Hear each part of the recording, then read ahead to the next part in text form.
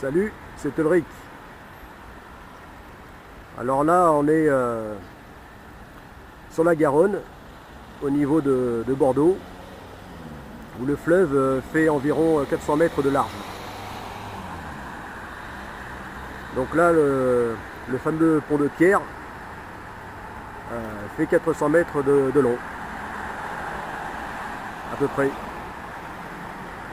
Et derrière le pont de pierre, on voit donc la flèche Saint-Michel.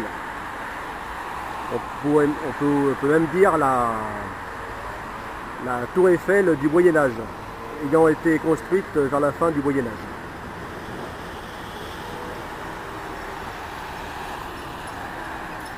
Alors, je vous montre ces monuments pour comparer avec le grand navire d'exploration Godessart.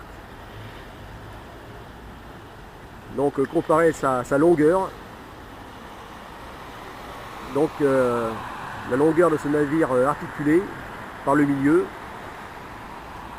donc étant fait composé des deux navires, chacun long de 180 mètres, GA Pakicetus et GA Ambulocetus, GA de Godessart. Et donc ce grand navire Godessart fera 360 mètres de long, c'est-à-dire quasiment la longueur du pont de pierre.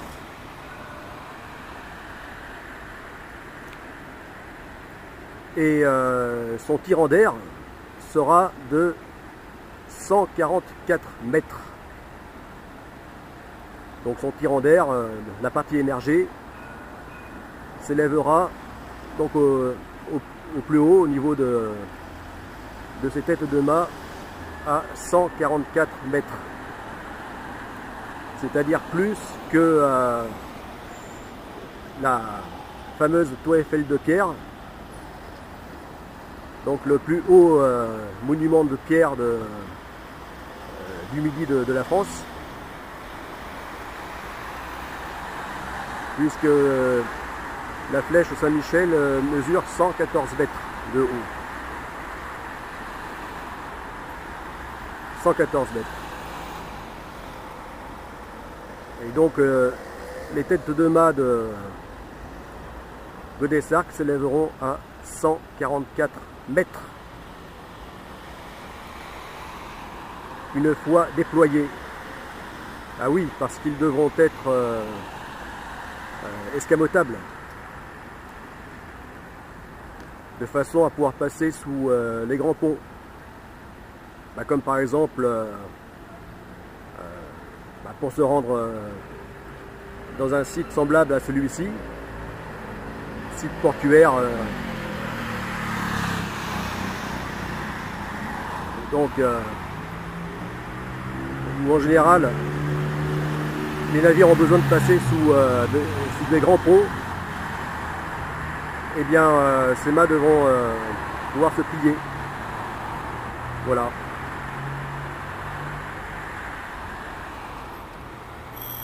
Voilà, donc c'était juste pour comparer, donc donner une idée de ce que sera la taille de Godessart.